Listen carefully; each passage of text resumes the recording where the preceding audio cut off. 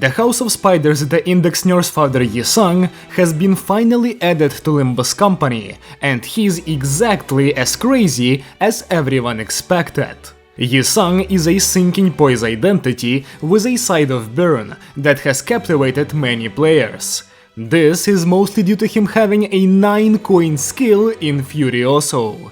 His effects are numerous, and his kit is extremely long. Yet, once you let all these effects and mechanics intertwine, you get one of the best identities in the entirety of Limbus company. In this video, I want to delve deep into his kit, explaining every detail and timing, while also looking at his performance in his teams of choice, how he interacts with allies, and how you should play this identity for maximum efficiency. To do that, we'll first look at his kit, and then we'll go over Yi-Sang's general play pattern, before checking the quirks and mechanics of this identity on Sinking and Poise. And, as much as he might look like the next broken unit, there are things that weigh him down, so pay attention. But before we start, I have to remind you that most of my viewers are not subscribed. So if you find yourself coming back to my videos, or end up enjoying this one, consider subscribing. It takes just a second and helps me out a lot. Now let's get to Rien-sang. We'll start with his kit. Yi-Sang has an above average health pool, average speed, and a +2 defense level. His sin affinity spread consists of Gluttony, Pride, Gloom and Wrath, with a Gloom defense. All of Yi-Sang's skills get power from sinking on the enemy and poise on self. Yi-Sang's first skill clashes at up to 16, gets a higher chance to produce a blunt weapon with its coins, and deals extra damage when using blunt weapons. It gains bonus damage and clash power when marked, and converts its coins into unbreakable ones, starting with the last coin, and the amount of converted coins is equal to unlock stage -1. On use, it gives 2 poise count, and the second coin gives 2 poise and inflicts 2 sinking. His second skill rolls up to 23, gets a higher chance to produce a pierce weapon, deals extra damage with pierce weapons, gets final power when marked, and has the same coin conversion mechanic, but converts an amount of coins equal to the unlock stage. On use, it gives 3 poise, and its coins inflict 3 sinking, 1 sinking count, and give Yi-Sang 2 poise count. Yi-Sang's skill 3 has 4 coins, rolls up to 24, and turns into Furioso replica at 9 Procuration Hermes, once per turn. This skill has a higher chance to produce a slash weapon, and deals extra damage with those weapons. It deals extra damage when marked, and gets unbreakable coins equal to unlock stage +1. On use, Yi-Sang gets 3 poise count, as well as poise equal to unlock stage. The coins of the skill gives 3 poise and 1 poise count, inflicts 3 sinking and 3 sinking count, and the last coin deals extra damage based on Yi-Sang's unlock. Yi-Sang also gets a skill 3-2 in Furioso replica. This is the notorious 9-coiner, and it rolls up to 32, while clashing at 35. It has 7 attack weight and unfocused volley. Only one Furioso can exist on the dashboard, and if the skill is marked, it deals 10% more damage. The coin power of Furioso cannot be increased. Instead, each point of coin power gives the skill 5 final power and a 25% damage boost. Furioso is also unaffected by Paralyze. At combat start, all coins of the skill become unbreakable, and each one either inflicts 1 sinking or gives 1 poise, chosen at random. Also, Yi-Sang cannot get Procuration Hermes on the turn of the Furioso. On use, the skill gains 3 clash power and gives Yi-Sang 3 poise and 3 poise count. After attack, it inflicts 5 burn, 3 bind and 3 fragile next turn to all enemies hit by the skill, and consumes all stacks of Procuration Hermes. The 9th coin of the skill deals extra damage on crit and always rolls a scythe as its weapon, while also inflicting 3 sinking count. As for Yisang's defense, he gets any weight. It rolls up to 14, but goes to 16 at unlock 3. It gives 2 poise count at combat start and 2 poise on a weight, twice per turn. At turn end, if Rien is below unlock 2, he gets unlock 2 and increases his graces to 6, while getting 5 karmic consequences for every grace gained this way. As for Yisang's passives, he has fucking 5, so let me be brief. His first is a basic index passive that Faust and Dawn have.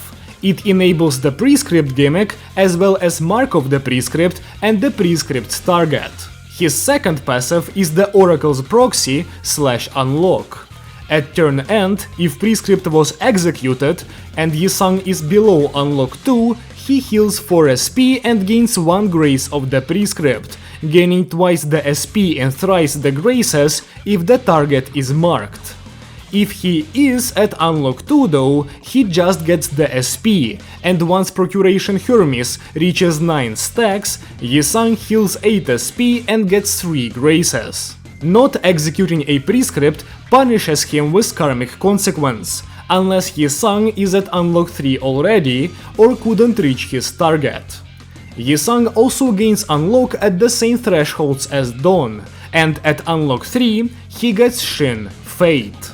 Yisang's third passive is the Index Nursefather, and this one gives him Wound Casing Mask at encounter start, and at turn end, if Yisang is staggered, he recovers from stagger and swaps out that effect for Sizzling Wound.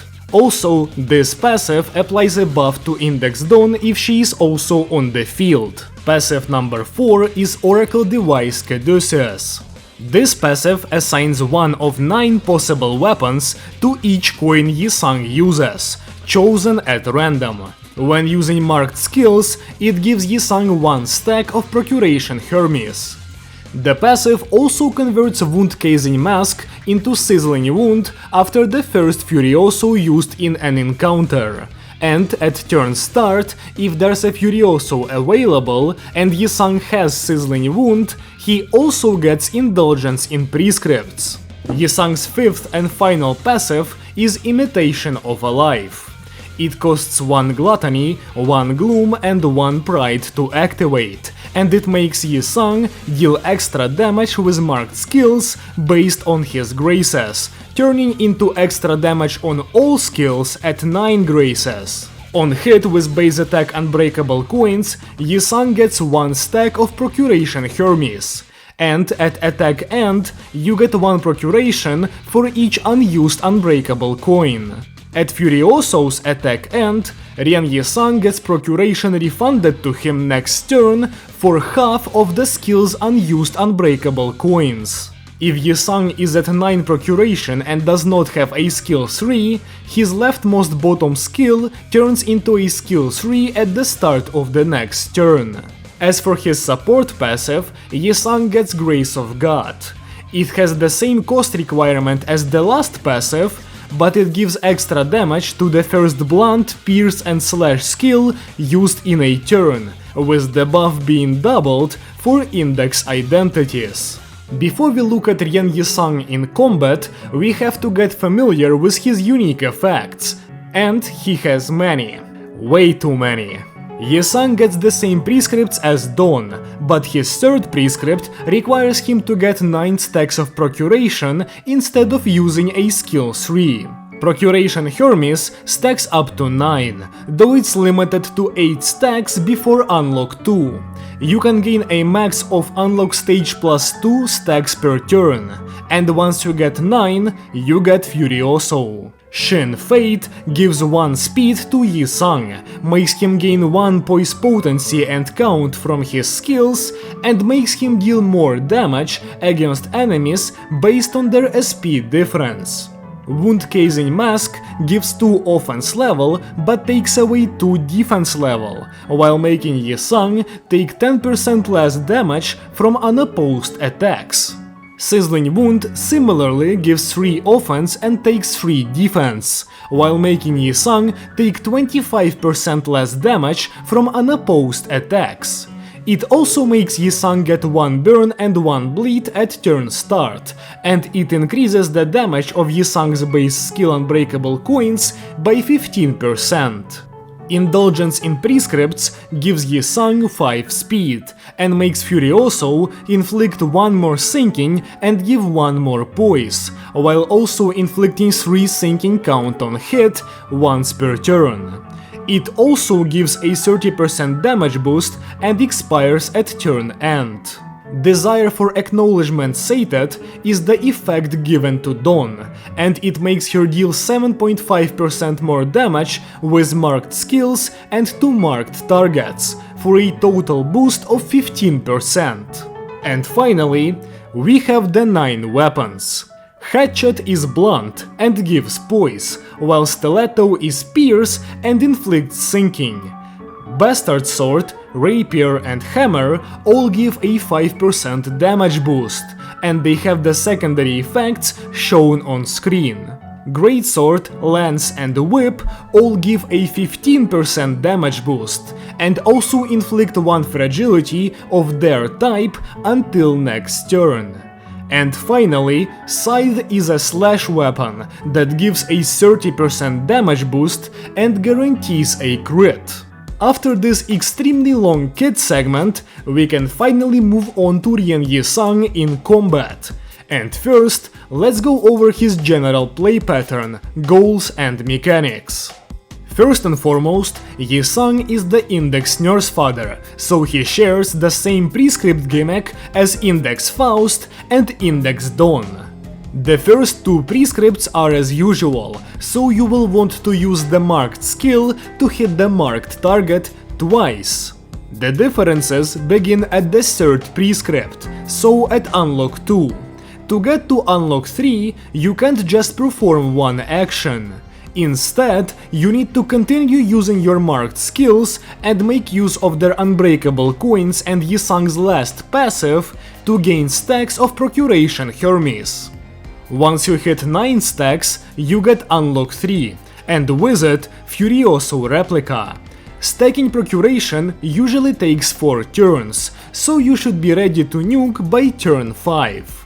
The last prescript is, once again, the end of the gimmick, with your last goal being to finish the fight, and no karmic consequences being given out after Yi-Sang hits Unlock 3. And, as usual, there is an alternate way to approach the prescripts. And while in the cases of Faust and Dawn, that branch appears at the 3rd prescript, in the case of Rien Yi-Sang, he gets an evade that can instantly bring him up to Unlock 2. Does this help? Not at all, really. You don't actually speed up your setup with it, and you tank 30 karma for nothing, while also losing out on a bit of SP. By the way, the Karmic Consequences effect reduces the chance of Yi-Sang's skills to roll their preferred weapon type. And a gambling man will see that as a higher chance for that sweet scythe, but a more reasonable approach to looking at it is as a damage loss. Even the strongest weapons only give 15%, which is the same buff as you would get from weapon parity, and you can stack the actual coin weapon itself on top of the latter, so Karmic Consequences hurt Rien a lot more than they hurt other index units, as the effect actually decreases his damage. Once you're done with the prescripts, you get a Furioso to chuck at the enemy for a cool little 612 base damage. Funnily enough, even though I'm supposed to be the numbers guy, I can't give you one correct value for the damage of any of Yi-Sang's skills, as the weapon system makes it so that he's completely RNG, so instead I can give you this rough estimate. Once the first Furioso is used, the mask comes off, and Yi-Sang gets his Sizzling Wound effect. Getting to the second Furioso takes 2 to 3 turns, And sadly, it's skill order dependent. The cap of procuration gain in one turn is set at 5, meaning it is possible to get another Furioso in just 2 turns. But to do that, you will need to follow up the big skill with a skill 3 and a skill 2, as a marked skill 3 generates 5 procuration, while a marked skill 2 generates 4, for a total of 9. Any other combination does not result in 9 stacks in 2 turns. On the bright side, you won't fall below 3 turns either, as even a set of 3 skill 1s ends up generating 9 procuration, as each marked skill 1 gives you 3. Of course, you can evade to delay the Furioso, if you need it for a strategy or something, but if your goal is to spam the big skill, you will never have an interval longer than 3 turns in between 2 replicas. Outside of this, all I can add before moving on to Yisang's performance in his teams is that getting his passive online early is a priority. This is the thing that allows you to turn your unbreakable coins into procuration stacks, and delaying the passive means delaying your first Furioso, so focus on getting 1 Gluttony, 1 Gloom and 1 Pride. Now let's look at Rien Yisang in Sinking. Usually, I begin the Sinking segment by saying the team is played in one of 2 ways. Either you play for Deluge with Spicebush Yisang, or you play for Butterflies with Solemn Lament. But this is a Yisang identity, meaning he doesn't fit into these archetypes, but instead he contests them. And while the other 2 units provide ways to turn Sinking on the enemy into damage, Rien does not do such foolish things. Instead, he decapitates the enemy himself, no effect damage needed. On a more serious note though, Rien Yisang and Spicebush don't really contest each other. Spicebush has the unique ability to dematerialize any boss without a health gate in 3 turns or less, making him the premier pick for encounters like 830 and 933. Rien Yisang physically cannot contest this speed, as he won't use his Furioso until turn 5. 2 turns after, Spicebush has already closed out the fight. Of course, Spicebush Yisang gets greatly nerfed against enemies with health gates, of which there are a lot, so he's not universally more powerful. It's just that the use cases where Spicebush dominated previously remain untouched with the release of Rien. The Solemn Lament team is under a lot more fire though, as this Yisang, alongside his Sinking archetype, have long been used as an answer to bosses and groups of enemies that Spicebush simply cannot deal with effectively due to his limitations. In the case of groups, you just slot in Rien Yisang, no questions asked. On bosses though, there's a bit of a discussion to be had. The real things that are going head to head here are the damage value from Furioso Replica and the consistent stream of Gloom damage from Butterflies. It just so happens that when you test the 2 against squishy bosses like Lei Heng, the Solemn Lament team pulls ahead in the same way as Spicebush, ending the fight before Rien can nuke. This is doubly true for the ontologically Jewish Butterfly team that uses Lord Honglu and the Heisho identities to capitalize on extra skills for more Butterfly procs. As the fight drags on though, Rien Yisang gets to fire off more Furiosos.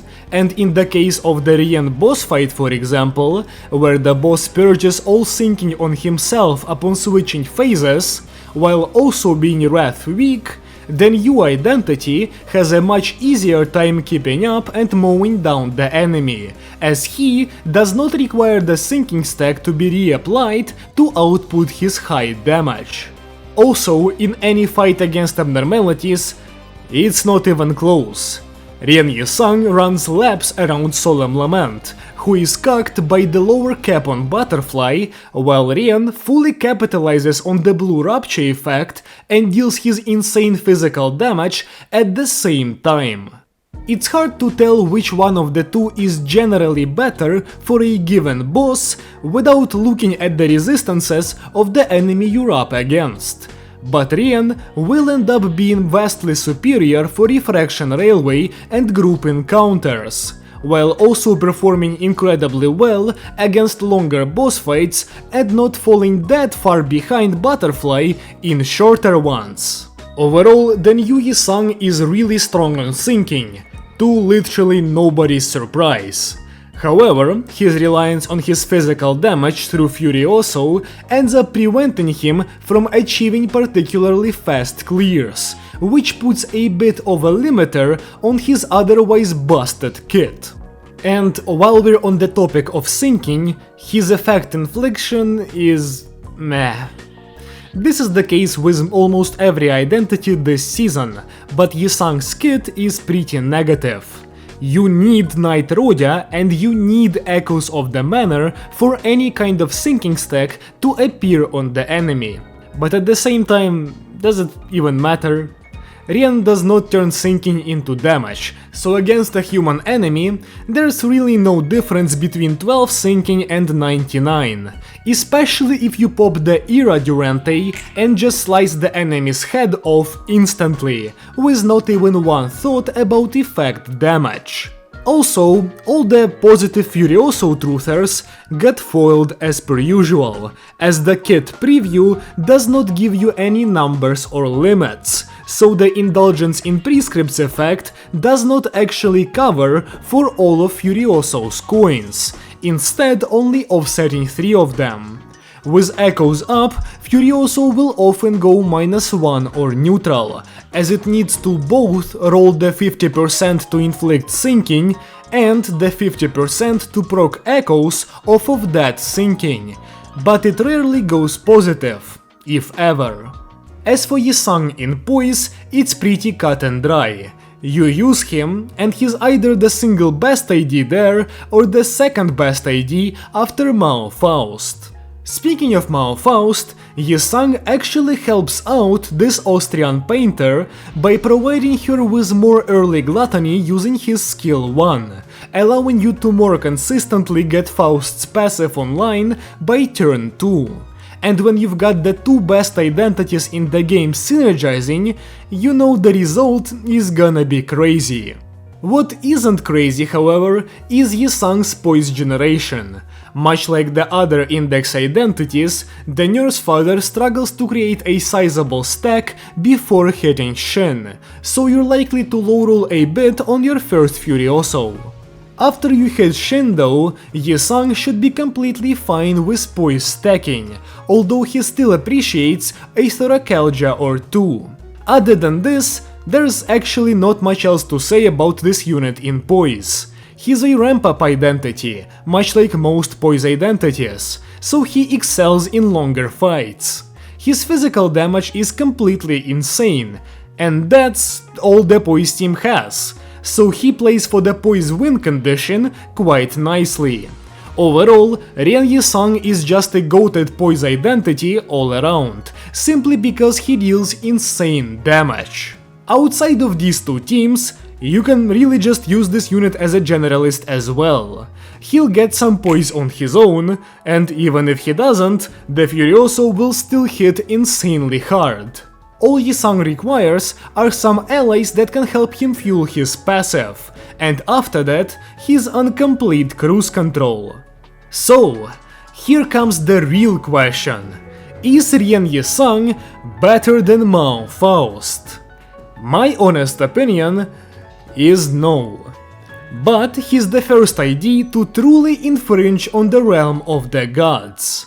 See, when I imagine a tier list for Limbus Company, the first step is always to put Mao Faust in a tier of her own.